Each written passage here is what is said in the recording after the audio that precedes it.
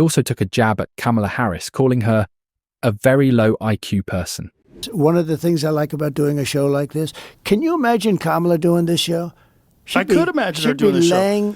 She'd be laying on the floor. She was supposed to do it, and she might still do it, and I hope she does. She's not going to do it. I will talk to her like a human being. I would try to have a conversation with her. If she did this kind of an interview with you, I hope she does, because it would be a mess. Hello world, I'm 𝗪. And if you're super curious but don't always have the time to watch your favourite podcasts, you've found the right place. This is the Joe Rogan Experience number 2219, featuring Donald Trump, in less time than it takes to walk your dog. Let's jump in. This marathon of a podcast, spanning 3 hours, allowed Trump to dive deep into a lot of different topics, ranging from his discussions on life beyond Earth, UFOs, releasing the JFK Files, and what he'll do differently in his second term as president. Trump kicked off by giving us a peek into his presidential experience, describing it as surreal, even more so than his attempted assassination. He didn't shy away from admitting some missteps in his team selection, confessing, "I picked some people that I shouldn't have picked," without dropping names but clearly pointing at figures like John Bolton. He delved into the complexities of loyalty versus ideology among his appointees, labeling some as bad people or disloyal people. The conversation painted a vivid picture of the high-stress environment of the Oval Office, contrasting it with his more in-control business days. Oh, yeah, I think so. The one question that you'll ask me, that I think you'll ask me, that people seem to ask, and I always come up with the same answer. The one mistake, because I had a lot of success, great economy, great everything. Everything was great. The military, we rebuilt it, biggest tax cuts in history, all this stuff. We had a great presidency. 3 Supreme Court justices. Most people get none. You know, you pick them young. This way they're there for 50 years, right? So, even if a president is there for 8 years, oftentimes they never have a chance. I had 3. It was sort of the luck of the draw. But I will say that it always comes back to the same answer. The biggest mistake I made was I picked some people. I picked some great people, but you don't think about that. I picked some people that I shouldn't have picked. I picked a few people that I shouldn't have picked. And neocons? Yeah, neocons, or bad people, or disloyal people, or people that were just people bad, that were into the you got bad advice. Yeah. Trump also shared how the political landscape felt like a chess game, where he often felt at the mercy of the board, unlike his decisive corporate moves. The former president didn't hold back on his thoughts about the 2020 election. That election was so crooked. It was the most crooked election. Okay, but give me some examples of how. Well, let's start on the top and the easy ones. Okay. They were supposed to get legislative approval to do the things they did, and they didn't get it. In many cases, they didn't get it. What things? Anything. Legislative approval like of... for extensions of the voting, for voting earlier, for this, for all different things. By law, they had to get legislative approvals. You don't have to go any further than that. If you take a look at Wisconsin, they virtually admitted that the election was rigged, robbed, and stolen. They wouldn't give access in certain areas to the ballots because the ballots weren't signed. They weren't originals. We could go into this stuff. We could go into the ballots, or we could go into the overall. 51 intelligence agents come up that the laptop was from Russia. It turned out to be totally false. 51 former intelligence agents, right? They say that made, I don't believe it's this much, but it doesn't have to. I lost by I didn't lose, but they say I lost, Joe, they say I lost by 22,000 votes. That's like 0.1%, less than that. It's a tiny little thing. 22,000 votes spread over, that's spread over this period. So 51 intelligence agents lied. They lied. They knew it was. It was Hunter's. It was from his bed. It was Hunter's laptop. They said it was created by Russia. Russia. It was the Russia hoax. The Russia hoax was a big hoax. It was all a big hoax. So well, that's clear. They get Mueller. That's one example. But that is a good example. That's a big example. They say it made a 17-point difference. That's a big example. But that's only one. And you could go into the ballots where they wouldn't give you access to the ballots. You could go into the ballot harvesting. You could go into $500 million for the lockboxes. But just in terms of narrative, so there's two things, right? There's the Russia hoax. There's the collusion with Russia that was never proven, right? That's one. Well, no, it was proven it didn't happen. Right. Yeah. But they talked about it on television. But it took 2.5 years to prove. But not only that, but it was a constant narrative on television. So Sure. that's a constant narrative that gets into people's minds, especially low information people that just watch the news, Sure. that you're in collusion with Russia. So that's one. Sure. So that changes the narrative. And then you have the 51 former intelligence agents that work with the original Twitter and get them to remove links. You can't share it on DMs. You cannot share that story. They swept that story because they said it was Russian disinformation, even though they knew it was not. 100%. So that's two examples that are real examples. Now, anyone who considers himself a legitimate, objective observer of American politics, if you really want the best person to win, you would want people to not lie. And the only reason why they got away with this lie was because they continually labeled you as this horrible threat to democracy and Hitler. Yeah. They kept saying you're going to be a dictator, ignoring the fact that you weren't a dictator for the 4 Correct. years where you were actually the president. I was actually the opposite of a dictator. I was a very straight guy. But look, those three things, you take those three things, each one of them by themselves causes the result to be different. Okay? It does. And then you can go into 100 other things. There's so many. We can't have corrupt elections, and we can't have open borders. You need to have a country. You need borders. You need fair elections. And I'll tell you the other thing you need a free and fair press. He also took a jab at Kamala Harris, calling her a very low IQ person. One of the things I like about doing a show like this, can you imagine Kamala doing this show? I could imagine her doing this show. She'd be laying on the floor. She was supposed to do it, and she might still do it, and I hope she does. She's not going to do it. I will talk to her like a human being. I would try to have a conversation with her. If she did this kind of an interview with you, I hope she does, because it would be a mess. Kamala's a very low IQ person. She's a very low IQ. You know, I'm for taking tests, too. I think anybody that runs for president they should give them tests. And it's not an age thing. It's not based. If you look back on history, 70s and 80s, some of your greatest leaders in the world history, long-time world history, they were in their 70s and their 80s. But I think you should take cognitive tests. I think they say it's unconstitutional. But That's ridiculous. I think Kamala should have a test, because there's something missing. There's something wrong with her. Well, I think it's pressure. I think the pressure and the scrutiny, you've been a celebrity for a long time and you understand what this is like. But for someone who's in her late 40s, who becomes the vice president, who runs for president, becomes the vice president, and then all of a sudden the weight of the world is on your shoulders, and there's all these people paying attention. A lot of people clam up. But you either have it or you don't. Correct. Look, this is an interview. We've covered a lot of territory, right? And you know, it's fun. I don't care. I want to. I think it's much more interesting. To do an interview with Anderson Cooper, a crazy softball interview. She took 2 days off and she studied all day long, and then she comes out with a result that was a real embarrassment. That was a really bad interview. She couldn't answer a question, and every question's not answered. I mean, like, what would you do your first day in office? Okay, I'll build a wall. I won't build a wall. There's 100 things you can say. Just say anything, right? There's something off with her. Trump further elaborated on his belief in a biased media and political system, suggesting these forces worked against him in the election. Trump's economic ideas took center stage as he proposed replacing income taxes with tariffs with a casual, "Yeah, sure." But why not? He revealed his environmental skepticism, favoring traditional energy with "I love oil and gas." This led to a debate with Robert F. Kennedy Jr.'s views, where Trump criticized Biden's grasp of nuclear energy. He took pride in his tax reforms, boasting about slashing corporate taxes from 40% to 21%. Trump's vision for America included a strong push towards economic nationalism, emphasizing domestic energy and manufacturing, painting a picture of a self-reliant America.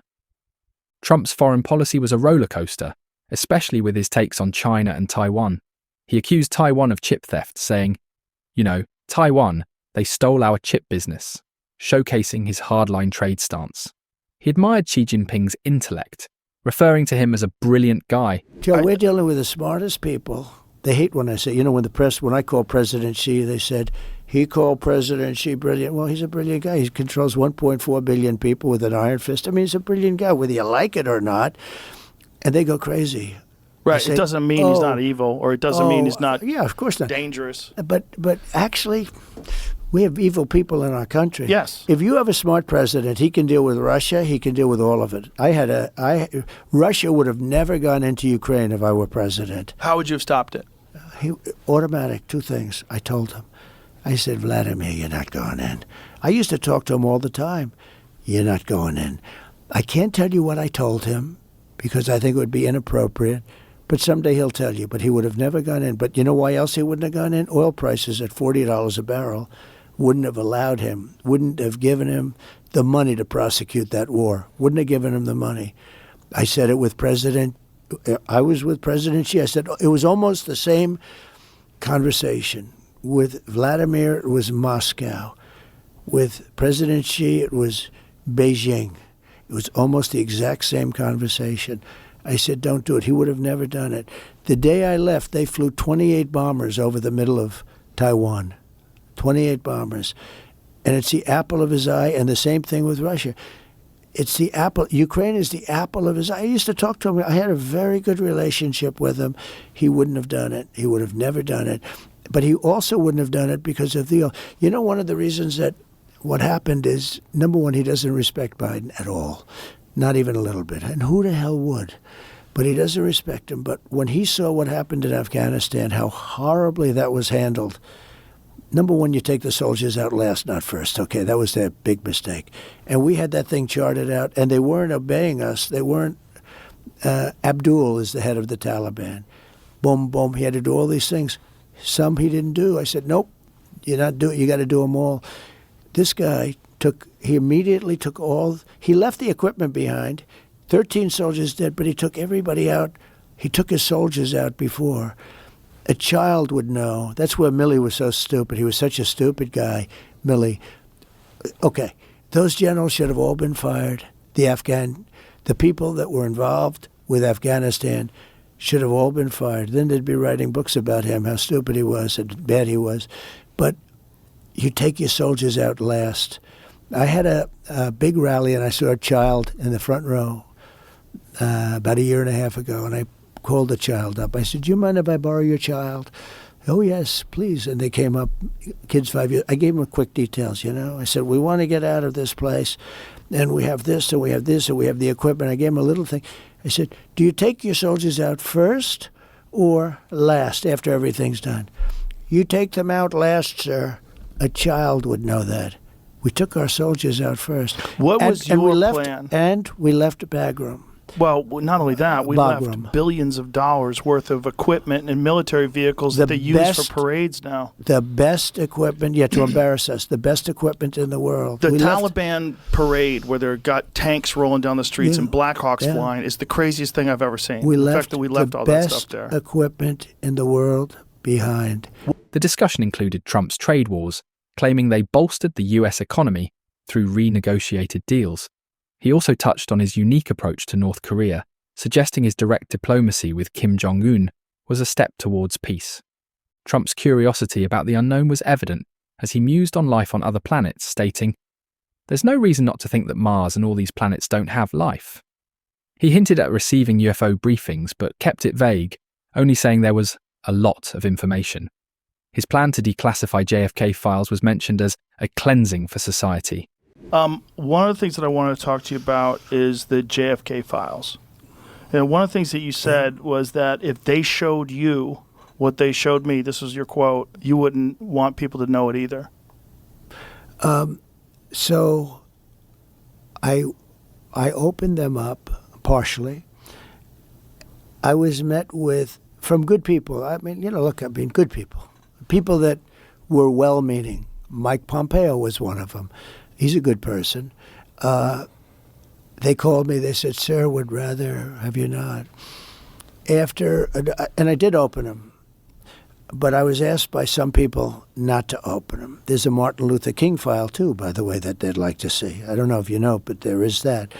But but JFK in particular. So they called me, a lot of good people called me, people that that you would find reasonable people, and they asked me not to do it. So I said, well, we'll close it for another time. But if I win, I'm going to open them up. I'm just going to open enough time. Why didn't you open it up the first time? Because what a lot of times, what was the hesitation, though? Addresses, people that are still living. There are people that are affected. And there could be some national security reason that that I don't have to necessarily know about. But some very good, talented people asked me not to do it. I opened it up, and then they said, would it be possible for us to do that a different day? How much of it did you read into? I think it's going to be just fine to open it. Let me put it that way. I think it's fine. It's going to be time. It's a cleansing. It's really a cleansing.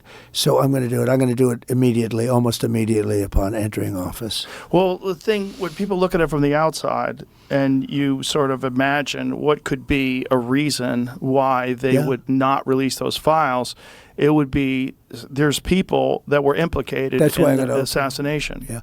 Well, when there are living people, you generally tend not to want to do it. When people are still living. Living people that formerly work for the government. For the government, and living people that were somehow involved in it, and you tend not to do that. But it's time to open them. I can't tell you whether or not they're going to find anything of interest. And I did partially open. I think I've opened 50%, but I was asked not to do it, and I thought that was a reasonable ask. But now I'm going to do it. I'm going to do it very soon. He shared intriguing pilot stories about very strange aerial sightings, openly acknowledging the UFO phenomenon. Trump also recognized the public's fascination with extraterrestrial possibilities, showing an interest in what lies beyond our blue planet. There's a lot of interest in it. One of the things that There's a lot of interest in the people coming from space, Yes. And I know you're interested in that. Oh, I'm very interested in that. How much did they tell you about that? A lot. Really? Yeah. What did they tell you? How much can you tell? How's that work? Is it like super top secret? I can tell, Tell me. Well, based on Hunter Biden, I can say whatever the hell I want, right? But I interviewed a few people. It's never been my thing, I have to be honest. I have never been a believer. I have people that Area 51 or whatever it is, I think it's the #1 tourist attraction in the whole country or something. Area 51 in Las Vegas. Do you know that, right? Sure, I know what it is. So anyway, but it's a big tourist thing. So I interviewed jet pilots that say they saw something. If you saw them, you'd love to have them as your I've had son. a couple in here. Commander David 𝗡𝗡. I had him in, who had that sighting in 2004. Very compelling with video evidence, radar evidence. Ryan Graves. I don't believe his name, but I interviewed jet pilots that were solid people. Perfect. I mean, great pilots, great everything. And they said, we saw things, sir, that were very strange. Like a round ball, but it wasn't a comet or a meteor. It was something. And it was going 4 times faster than an F-22, which is a very fast plane, And it was round, which is, in theory, a great shape. So when you were talking to these people, was this something that you were compelled to have conversations about? Was this your personal interest? No, a little bit. It's not a great interest for me, but it's a little interest. I get that question as much as almost any question. Do you think that we have aliens coming, flying around or whatever? What do you think? There's no reason not to. I mean, there's no reason not to think that Mars and all these planets don't have life, because Mars, we've had probes there and rovers, and I don't think there's any life there. Well, maybe it's life that we don't know, but maybe there was life there at one point in time. This is a speculation about Mars, that Mars had an atmosphere at one point in time, a long time ago, that could support life. It also had large bodies of water, but we've had no evidence of even bacterial life that exists on Mars. But it's not been a big thing for me. I mean, when I looked at what China did to this, they would have never done it with me, where they put the balloon up, and a lot of people thought for a little while that was one of these things. So, that's a lot of the speculation too, that some of these drones that hover over battleships, that these are Chinese drones, and that they're not UFOs. They could be also. There's some super sophisticated. But I did interview, let's say 3 or 4 guys and without tremendous interest, if you had them. As I said, you'd love to have them as your children. Solid, beautiful people. they said, sir, there's something there. There's something there. They've said it, yeah. Yeah, I've talked to quite a few of They're them. not conspiracy guys. Well, I mean, the Commander David Fravor thing in 2004 off the coast of San Diego, they clocked that thing going from 50,000 feet above sea level to 50 in a second. Yeah. They don't know what it is. That's tough to beat. Yeah, they saw something in the water. It was hovering over that something that was making a disturbance in the water. They got video evidence of this thing. 2 different fighter jets with pilots in them saw it. There's, visual evidence, photographic evidence, video evidence, radar evidence. Whatever the hell it is, it moves in a way that would turn a human being into jello if they're inside of it. The G-force, no one would survive. Oh, so like, what is that? And it doesn't have a heat signature. They don't know what their propulsion system was. But when you fly in some of these jets, these pilots have to be in great shape. Oh, yeah. I flew with the Blue Angels once. Yeah. Yeah, I got to fly. I guess it's an FA-18. And those are older machines. And they're crazy. When you fly in some of these things, oh my God, amazing. Yeah, but I can imagine. You got to be special. But these things that these people are encountering are far superior to what we know of. Yeah. Trump's relationship with the media took a critical turn as he recalled his The View appearance, where he was surprisingly introduced as a friend. He painted a picture of media bias, claiming, "From the moment I won, they came down on me. No one has ever been treated that way," highlighting his sense of persecution. He spoke about how media portrayal shaped his public image, especially among the youth. Trump saw podcasts like Rogan's as a way to bypass traditional media gates, speaking directly to the people. He emphasized the significance of this direct line of communication to counter what he viewed as media misrepresentation. On a more personal note, Trump shared a health anecdote from his physical, describing his treadmill performance at Walter Reed Hospital as, "When passing a physical, they asked me to run on a treadmill, and then they make it steeper and steeper and steeper. And the doctors said, it was at Walter Reed Hospital. They said, it's unbelievable." He touched on his health routine, diet and exercise, contrasting it with the mental strain of the presidency. How are you so healthy? Is it golf? No, it's genetics, I believe. I'm a big Genetics believer. is a big factor. I really am. I mean, my father was... Unfortunately, it is a big factor for health. Some people are just way more robust. But you do play golf a lot, and that is exercise. Both of my parents. For me, it's good. Fresh air. It really is. It's exercise. fresh air. You're outside. Even mentally, you're focused on that 3-footer, and for a couple of hours, you're not.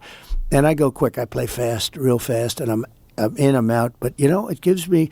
I was never one that could, run on a treadmill. And I can do it. When passing a physical, they asked me to run on a treadmill, and then they make it steeper and steeper and steeper. And the doctor said it was at Walter Reed. They said, it's unbelievable. I could have gone, I'm telling you, I felt I could have gone all day. But I said, Doc, I can do this all day long. I have no problem. But it's boring to me. Do you understand? Right. It's just boring. Golf's exciting. But I did it for so long. They couldn't believe it that I did it. And I never did. I don't do it. I don't really, I have friends that run on this stuff all day long. But I had no problem doing it. But it's really boring. So with golf or something, or tennis or whatever. Right. But golf, as you get older, there's something really good about it. And you have competition with your friends. And, concentration, focus. And it's a great handicap sport. And it's also a thing, I think, it cleans your mind, because when you're looking at a shot, that's all you can think of when you're executing. It gives you a couple of hours. It's interesting. Like with tennis, if you're much better than somebody, you can't really play with somebody. It doesn't work. You can give them sort of the equivalent of strokes, right? But it's not the same. With golf, you can play with a lousy guy and give him a stroke a hole or 2 strokes a hole or something. It's a good handicapping sport. Right.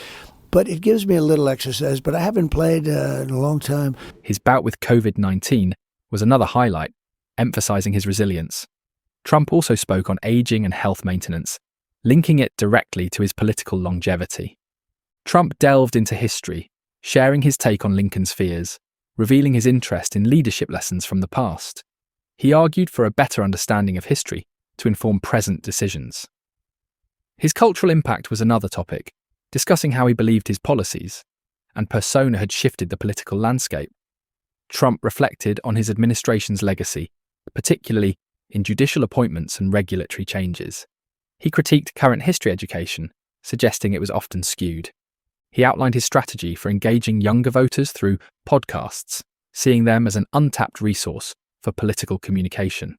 Trump saw this as a way to break through what he called the fake news barrier. He emphasized the importance of this new frontier for political discourse. Noting the success of his previous podcast outings, he aimed to connect with people where they consume media, highlighting the power of direct, unfiltered conversation. And that's that.